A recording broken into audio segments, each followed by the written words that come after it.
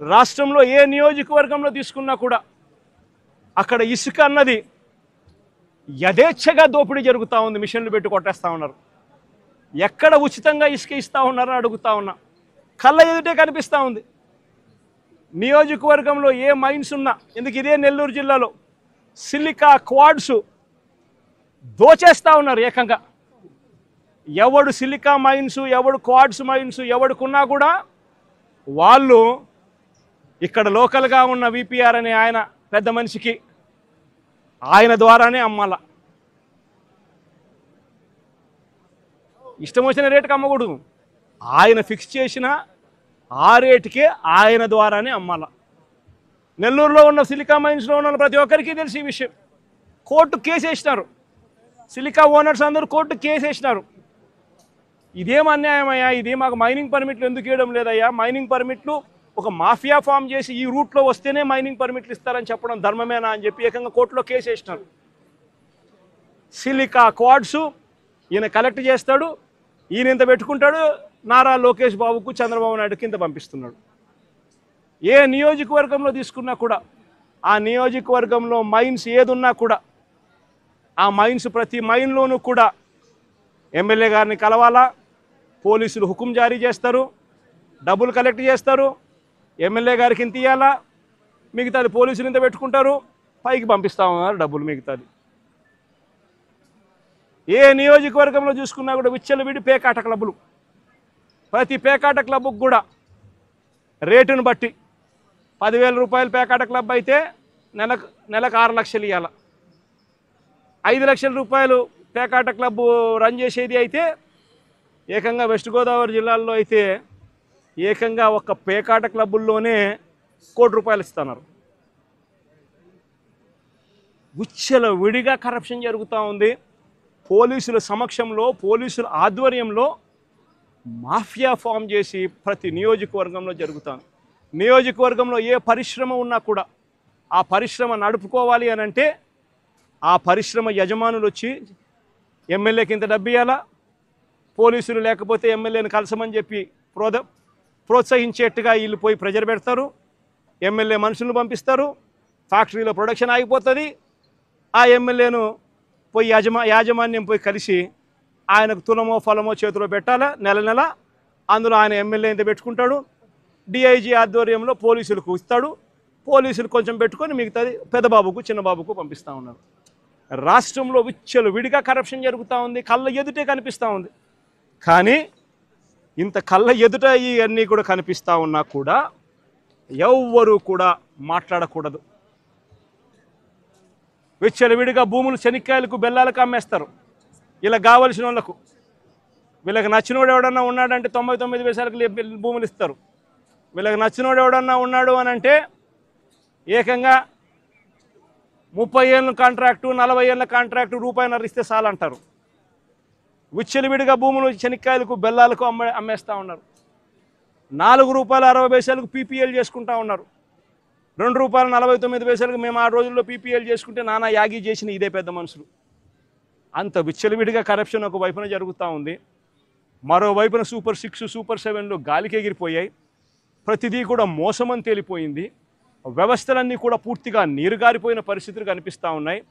ఏ మనిషి కూడా సంతోషంగా లేని పరిస్థితుల్లో చంద్రబాబు ప్రభుత్వంలో కనిపిస్తూ ఉంటే ఈ మనుషుల తరపున, ఈ ప్రజల తరపున ఏ గొంతు వినపడకూడదు అని చెప్పి ఏకంగా ఈ పెద్ద మనిషి పెన్నెల్లి రామకృష్ణారెడ్డిని జైల్లో పడేసినాడు. ఈయన 4 సార్లు ఎమ్మెల్యే.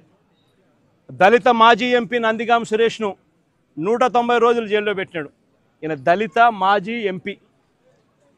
మాజీ మంత్రి జోగి రమేష్ కొడుకును రాజీవ్ అనేవాడిని ఆయనను జైల్లో పెట్టినాడు కేసులు పెట్టి. వల్లభనేని వంశీని ఒక కేసు అయిపోయిన తర్వాత మరో ఒక కేసు చిత్రహింసలు పెడుతూ జైల్లో పెట్టారు ఈ పెద్ద మనిషి. ఎంపీ మిథున్ రెడ్డిని కేవలం పెద్దిరెడ్డి రామచంద్రారెడ్డి చంద్రబాబు నాయుడును ఆయన కాలేజ్ టైంలో ఈయన ఇద్దరు కాలేజీలలో స్టూడెంట్గా ఉన్నప్పుడు ఇద్దరు కలిసి చదువుకున్నారని, ఆ కలిసి చదువుకున్నప్పుడు పెద్దిరెడ్డి రామచంద్రారెడ్డి చంద్రబాబు నాయుడు చెప్పుతో కొట్టినాడు అని చెప్పి. అంతే. పెద్దిరెడ్డి రామచంద్రారెడ్డి చిన్నప్పుడు చేసిన ఆ చిన్నప్పుడు చేసిన ఆ చిన్న గొడవ చంద్రబాబు నాయుడు మనసులో ఎంతగా నాటుకొని పోయింది అంటే ఏకంగా పెద్దిరెడ్డి రామచంద్రారెడ్డి కొడుకును ఎట్ట తిరిగి జైల్లో పెట్టాలా, పెద్దిరెడ్డి రామచంద్రారెడ్డికి మనక్షోభ కలిగించాలా అని ఎంత సేడిస్టిక్గా ఆయన వ్యవహరిస్తూ ఉన్నాడు అని చెప్పడానికి ఇదొక నిదర్శనం. కాలేజీ టైంలలో గొడవలు జరుగుతూ ఉంటాయి, కొట్టుకుంటూ ఉంటారు. పిల్లోళ్ళన్నా కొట్టుకోకుండా ఉంటారా? పిల్లోళ్ళు అన్నప్పుడు చంద్రబాబు నాయుడు ఉడుకు రక్తంలో ఉంటాడు, మా పెద్దిరెడ్డి రామచంద్రారెడ్డి అన్న ఉడుకు రక్తంలోనే ఉండింటాడు. తపానాలు పీకింటాడు, ఏం తప్పేముంది? ఆ టైంలో జరిగింటాయి. ఆ జరిగిందాన్ని గుర్తుపెట్టుకొని సేడిజంగా ఇన్ని సంవత్సరాల తర్వాత కూడా ఆయన కొడుకును కూడా జైల్లో పెట్టించాలని చెప్పి ఇంతగా తాపత్రయపడతా ఉన్నాడంటే చంద్రబాబు నాయుడు, ఈయన మనిషిలోని విషం, ఈ మనిషిలోని రాక్షసత్వం ఎంతగా ఉంది అని చెప్పడానికి ఇదొక నిదర్శనం. మరొకరు చెవిరెడ్డి భాస్కర్ రెడ్డి. పాపం చెవిరెడ్డి భాస్కర్ రెడ్డి ఏం తప్పు చేసినాడో నాకైతే తెలియదు. కేవలం ఆయన చంద్రగిరి కాన్స్టిట్యున్సీకి ఎమ్మెల్యే కావడం. ఇదే చంద్రగిరి కాన్స్టిట్యున్సీ చంద్రబాబు నాయుడు సొంత కాన్స్టిట్యున్సీ.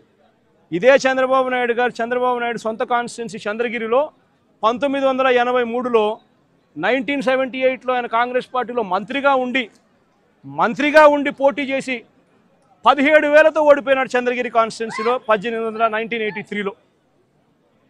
ఆ తర్వాత ఆయన ఓడిపోయి మళ్ళీ వాళ్ళ మామను కాళ్ళు పట్టుకొని గడ్డం పట్టుకొని మళ్ళీ 1989లో తెలుగుదేశం పార్టీలో చేరి అక్కడ రాజ్యమేలి కుప్పం అనే నియోజకవర్గాన్ని, బీసీలు అధికంగా ఉన్న కుప్పం అనే నియోజకవర్గంలోకి వెళ్ళి పోటీ చేస్తూ ఉన్నాడు. ఈ చంద్రగిరి నియోజకవర్గం ఆయన చేతుల్లో నుంచి వెళ్ళిపోయింది అని, ఈ చంద్రగిరి అనే నియోజకవర్గం ఆయన సొంత ఊరుంది కాబట్టి అక్కడ ప్రజలు చంద్రబాబు నాయుడు ఓడించినారు అని బాధ తట్టుకోలేక భాస్కర్ను వేధించి జైల్లో పెట్టించే కార్యక్రమాలు చేస్తూ ఉన్నాడు. చివరికి భాస్కర్ ఒకడే కాదంట, భాస్కర్ కొడుకు మొన్న కంటెస్ట్ చేసినాడు. పాపం లండన్ నుంచి వచ్చినాడు పాపం ఆ పిల్లోడు కూడా మొన్న కంటెస్ట్ చేసినాడు. ఆ పిల్లోని కూడా కేసులో పెట్టినారు. ఇదే పెద్ద మనిషి చంద్రబాబు నాయుడు కొడాలి నానిని, పేర్ని నాని భార్యను కూడా చివరికి అని కూడా చూడకుండా ఆమెను కూడా కేసులో పెట్టాలని చిత్రహింసలే. అనిల్ కుమార్ యాదవ్ ఇక్కడ జిల్లాలో మీ అందరికీ పరిచయస్తుడైన బీసీ నాయకుడు, మంత్రిగా ఎదిగిన వ్యక్తి, యువకుడు, ఇలాంటి వ్యక్తిని కూడా దొంగ కేసుల్లో ఇరికించాలని చెప్పి ఏకంగా ప్రయత్నం చేస్తే ఆ కేసులో ఆ విట్నెస్ వెళ్ళి జడ్జి ముందర పోలీసులు నన్ను 3rd డిగ్రీ ఉపయోగించి నన్ను దొంగ స్టేట్మెంట్ తీసుకునే ప్రయత్నం చేశారు అని చెప్పి ఏకంగా మెజిస్ట్రేట్ ముందర చెప్పినాడు అని అంటే ఎంతటి దారుణంగా వీళ్ళు పోలీసులను ఉపయోగిస్తున్నారని చెప్పడానికి ఇదొక నిదర్శన. జోగి రమేష్ మరో బీసీ నాయకుడు, సజ్జల రామకృష్ణారెడ్డి మా పార్టీలో మరో సీనియర్ నాయకుడు, ఆయన కొడుకును కూడా వదలడంలా, ఆయన కొడుకును కూడా భార్గవరెడ్డి అనే ఆ పిల్లని కూడా వేధించే కార్యక్రమే. వైవి సుబ్బారెడ్డి మరో మా పార్టీకి సంబంధించిన మరో సీనియర్ నాయకుడు, ఆయనను ఒక్కడే కాదు ఆయన కొడుకును కూడా మళ్ళీ తీసుకొచ్చే కార్యక్రమం.